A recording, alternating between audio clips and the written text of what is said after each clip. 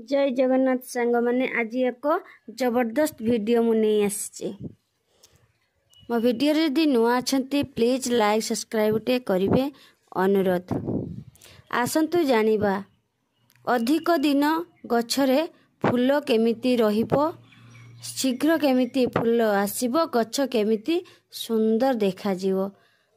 समस्तंकु तो भल लगे निज निज बगीचा करे, छात बगीचा हो बाड़ी बगीचा हो किछि ना किछि गछ लगेଇବା ପାଇଁ आउ सतेज फूल पाइबा ପାଇଁ, सतेज फल पाइबा ପାଇଁ आमे केमिति सतेज फूल फल पाइबा, अधिक दिन गछरे फूल रखी पारिबा।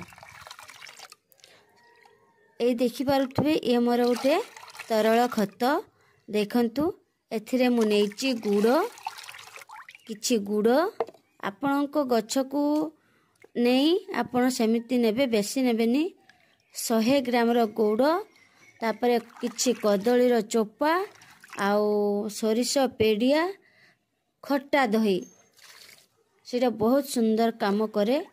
आउ खट्टा दही मो पाखरे जेहेतु थिला दही तेणु मु देइथिली। आपणको पाखरे जदि नाही तो नाही, जदि अच्छी तो देदेवे।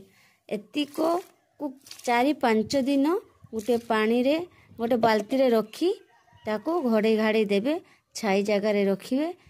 किछि दिन 4-5 दिन परे से केते सुंदर भाबरे तरल खतरे परिणत होई जिवो।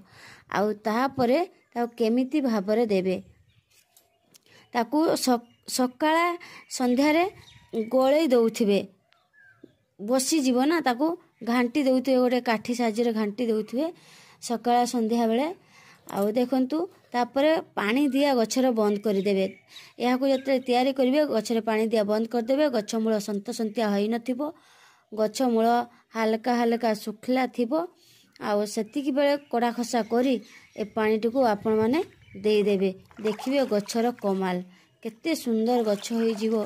आउ जदि गछ मूल संतसंतिया रहुची ताहले ए तरल खत देले किछि भी लाभ आसीबो नाही।